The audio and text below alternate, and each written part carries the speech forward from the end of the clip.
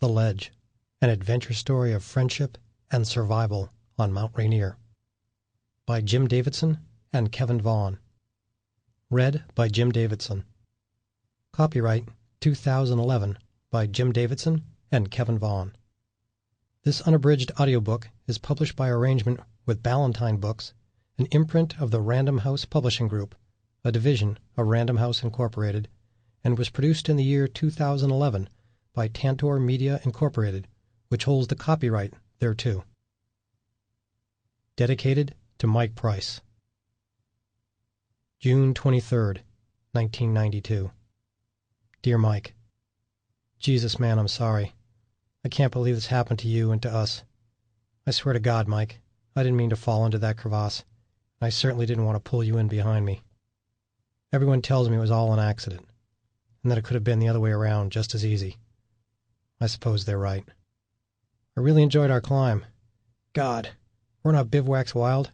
We were like real alpine hardmen. As you said, this climb should make some great stories. I apologize if my nervousness made you mad or frustrated. Perhaps it was a lack of courage. Perhaps it was foreboding. My crevasse fear did build and build, right up to the last few hours and minutes. Perhaps I knew. I assure you that had you gone in first, I too would have dug in for all I was worth, and then would have gone right in behind you. I think you know that, though. I truly felt we were friends and partners. I shall strive to take this second chance I've been given and unfurl my wings and fly with it, not turn inward into a dark ball. I shall strive to live a strong, forward-moving, vivacious life in your honor. Take care, Mike. Your friend, Jim. Prologue. I peer off the ledge into blackness. Pressing my gloved hand against the ice wall for balance, I tilt my head to the right and stare past my boots, half buried in loose snow. Squeezing my left eye shut, I look straight down my right hip and leg, as if I'm sighting along a rifle barrel. I'm desperate to see the bottom of this dim cavern. Nothing. Empty space drops below us and vanishes. My stomach clamps tight, and I swallow hard. Even through my thick climbing gloves, cold seeps out of the ice wall and stings my fingertips. I pull my hand back and exhale a ragged breath. Fear forces me, for the moment, to block out the ominous space looming around and below. So instead I study the ledge we're on. It's been a few minutes since the collapse happened, and we crash-landed here. My eyes have now adjusted to the muted blue light filtering down from far above. Our frozen shelf was about 7 feet long and 2 feet wide. Mike lies on the snow ledge lengthwise, his feet dangling a few inches over the far end. I'm standing next to him, with the toe of my left mountaineering boot touching his climbing harness. I step back to give him some room, but right away my shoulder bumps against the frozen wall behind me. When I reach forward, my hand hits the far ice wall before I can straighten my arm. A mild wave of claustrophobic tension ripples through my chest, but I push it away and shuffle about to find more space. But with Mike, his pack, and gear jumbled all across our small ledge, there's nowhere else for me to stand.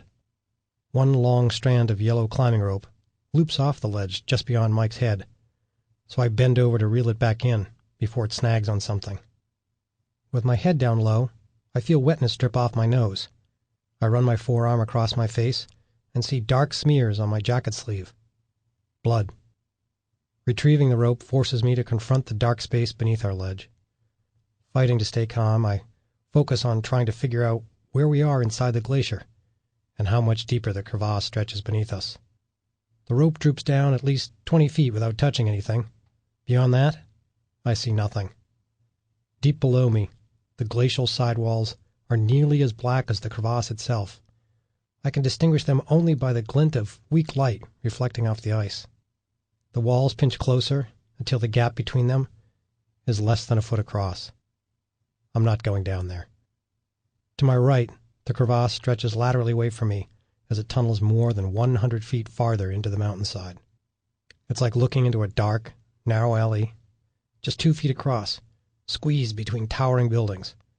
At the far end, our fissure burrows even deeper beneath the glacier, and the gloom fades to impenetrable black. I turn and look in the opposite direction, along the crevasse's long axis as it stretches down the mountain. Peering out over Mike, I figure the crevasse extends about 200 feet that way.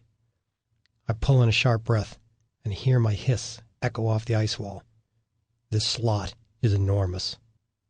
Slowly, I face the awful truth.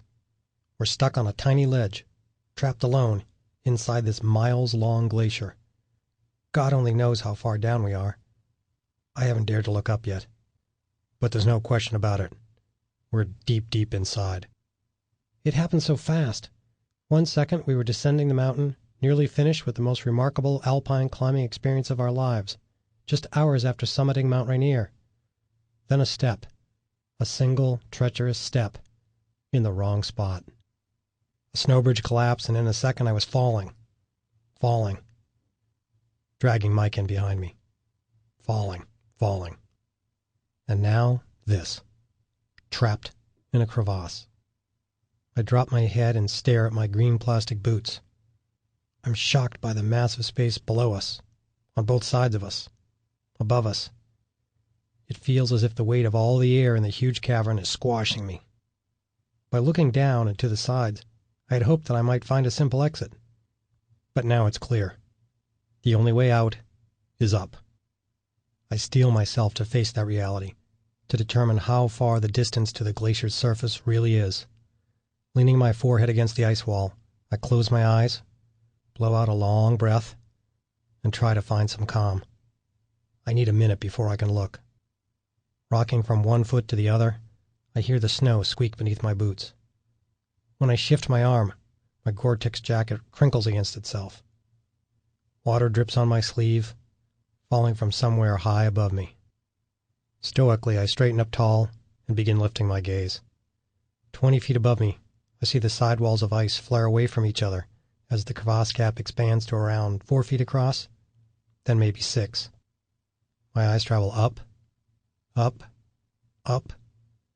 40 feet above me, I see the walls, now separated by about 8 feet, leaning back inward in an ever-steepening overhang.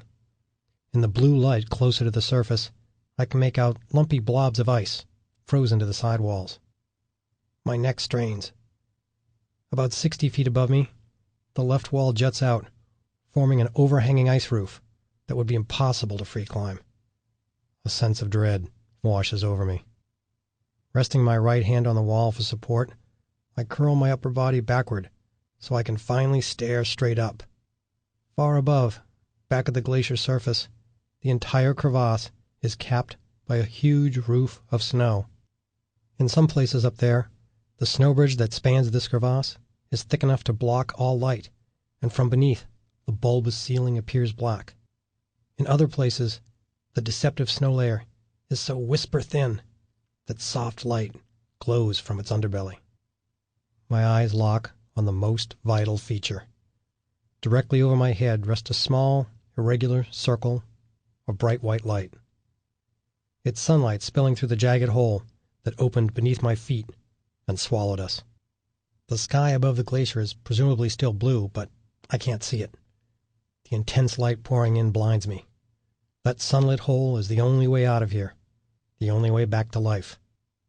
And that hole is roughly 80 feet away, straight up. I hear a quivering voice. "Oh, we're in trouble," I say to Mike. "We're in big, big trouble." Chapter 1. The airplane's engine droned rhythmically, the only sound in an empty sky. Mike Price peered out the window, taking in a snow-covered landscape that unfurled as far as he could see. He'd studied a map of this area for weeks, but even that hadn't prepared him for the reality of the Yukon. Glaciers wider than mighty rivers, ice-streaked peaks reaching into the evening sky, a brilliant white blanket undulating across a barren landscape. It was June 11th, 1981, and Mike Price was on the cusp of one of the greatest adventures of his life. In the coming weeks, he and 3 friends would trek and ski 90 miles across this isolated stretch of uninhabitable expanse, lugging 80-pound packs, aiming for the summit of a desolate peak called Mount Kennedy. It was Mike's job to drop 2 plastic barrels of provisions along their route, and know with certainty that they'd be able to find them days later when they'd be out of food, isolated, alone. The plane swept in low over the snow, and Mike pushed one of the barrels out, watching as it crashed to the ground in a spray of powder. He marked the precise spot on the coffee table-sized map. A little later, deeper in the frozen wilderness, he dumped the second barrel and again marked the map. The hired bush pilot banked the plane and headed back to base camp.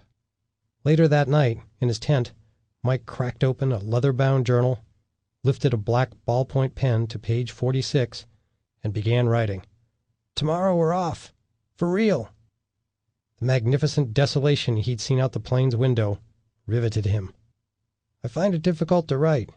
The visual experience simply does not translate to paper well. Awesome." To emphasize that entry, he took a blue pen and underlined the words.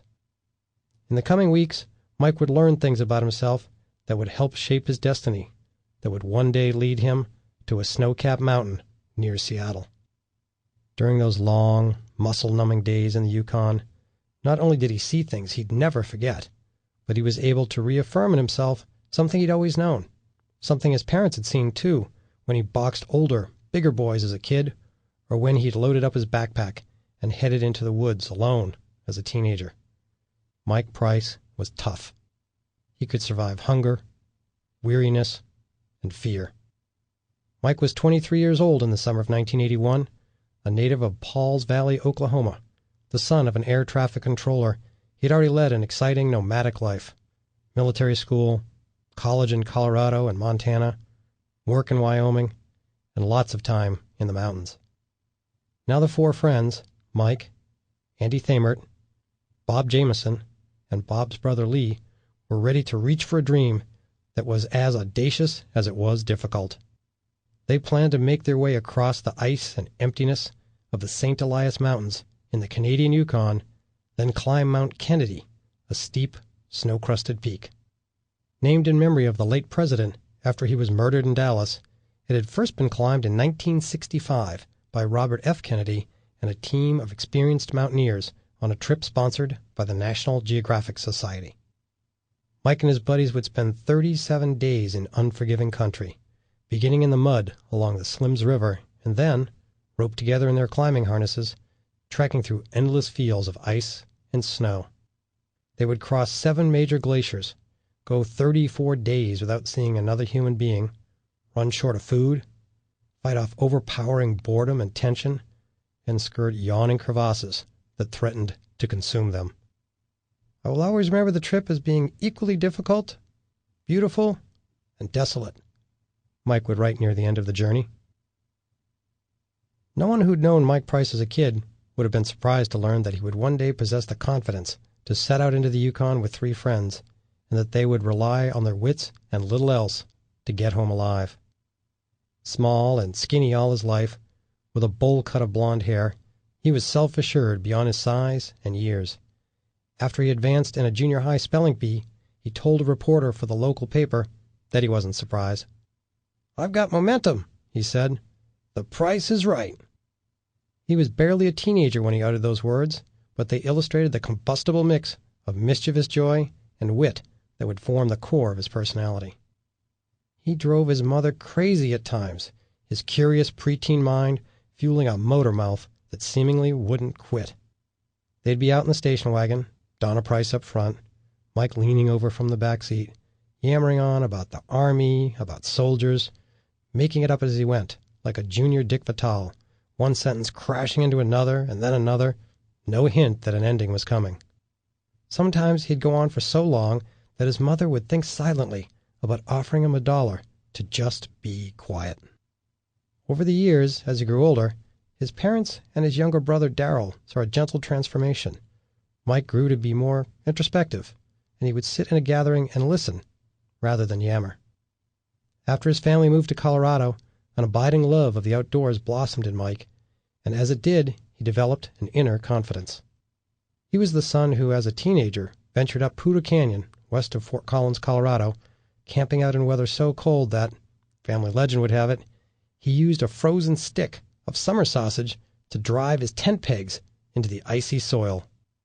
He was the traveler who blew into town the day before his first class at the University of Montana, found an apartment, and got a part-time job in a ski shop. No worries. He did what he wanted to do, Donna would say years later. How many people can say that? How many people have the chance and the courage? There were times, when Mike was out in the desert or up in the mountains, that concern, even alarm, reverberated in the minds of his parents. But Don and Donna Price were determined that their boys would stand on their own, that they would make their own way in the world.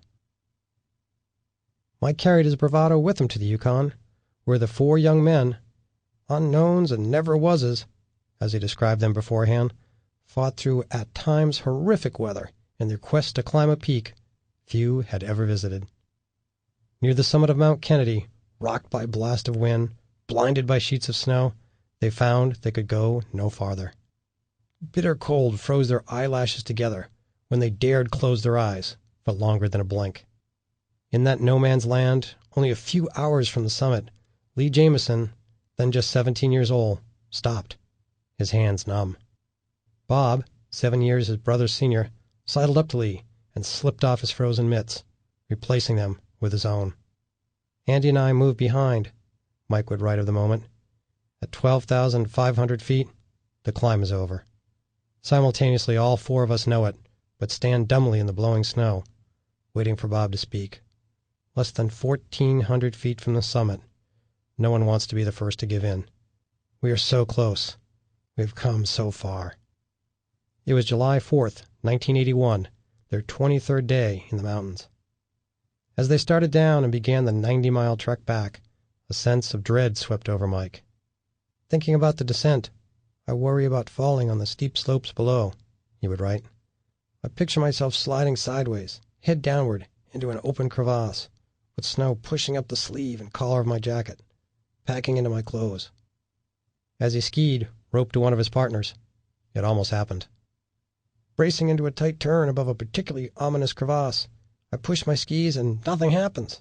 I try again, and am still unable to drive the tails around and into the slope. Picking up speed, I am shocked to hear the icy skitter continue. Already I can see into the depths of a dark hole vaguely ahead.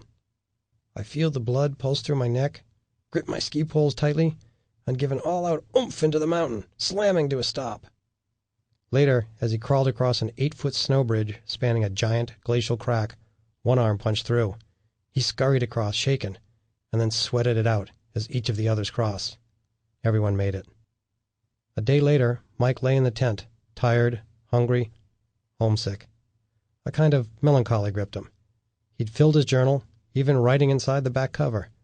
Now he unfolded his map of the Yukon and began writing of the experiences, people, his parents in Kansas City, and even Patches, the dog he missed.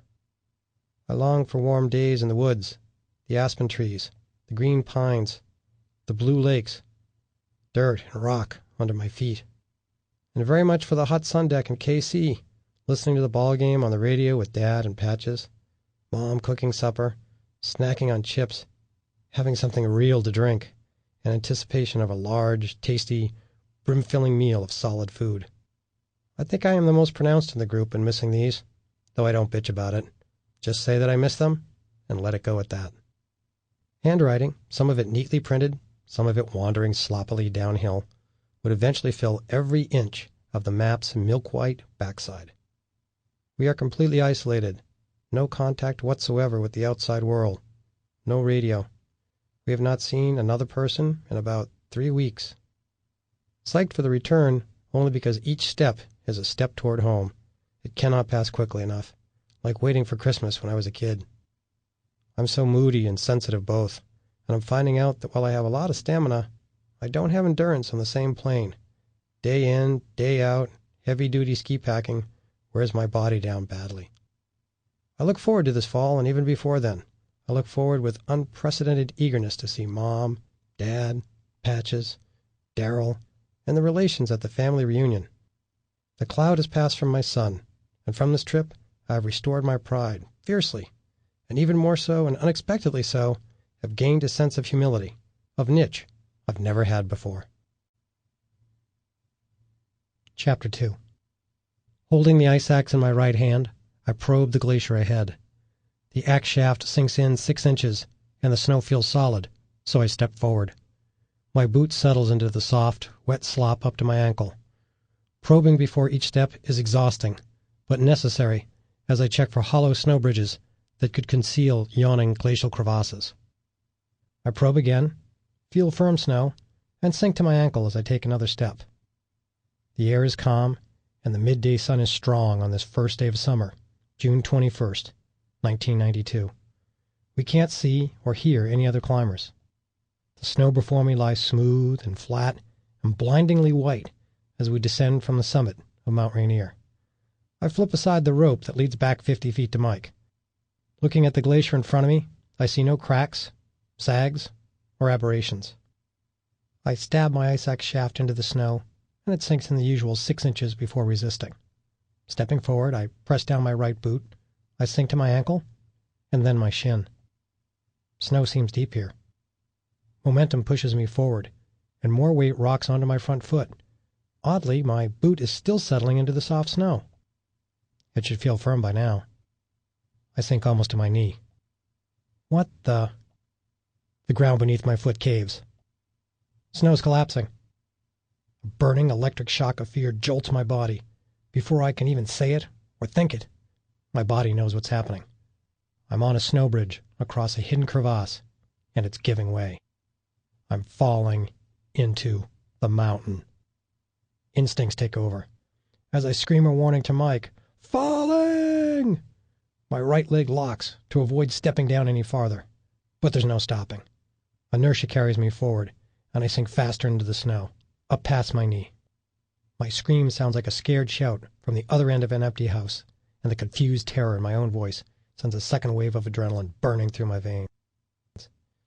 I dart my eyes sideways and think about scrambling to the solid ground behind me, but momentum and my backpack's weight drive me down face first. There's no turning back. My left leg also crashes through the weak snow bridge, and in a heartbeat, I'm in up to my thighs. I vaguely hope the wide bottom of my backpack will spread my falling weight across the weak snow and somehow stop me. Instead, with a muffled whoomph, the fragile bridge ruptures further, settling and sagging all around me. I drop faster into the ever-widening hole, and I instinctively thrust my left arm to the side. Through an open crack, I see blackness underneath. I'm going in. I'm slithering downward, my chest above the snow, my belly encased in the disintegrating snow bridge. In the void below, my legs churn madly. There's nothing but air under me now. Only the side walls of the snow hole dragging against me hold me up. Just a split second has passed, but my mind has slowed it all down. It's as if I'm watching a movie, and someone else is in it. Gotta stop. As I sink to my sternum, I slam my axe down hard. The pick bites deep into the snow surface in front of me. My right arm snaps ramrod straight. I grip the axe shaft even tighter, preparing for the impact, expecting the 220 pounds of me in the pack to rip my shoulder joint. I don't care. Anything's better than going into the crevasse. But the pick tears through the wet, granular snow in a spray of slush. There's no resistance. "Fall!" I scream. My one last attempt to warn Mike ends abruptly as my face smashes into the crevasse lip, ramming ice crystals up my nose, into my mouth. Just 1 or 2 seconds after the collapse of the snow bridge started, my helmeted head vanishes below the surface. Gravity yanks me from the warm world into the belly of the glacier, as though something evil has a deadly tentacle around my feet and is dragging me deeper. The monster has me.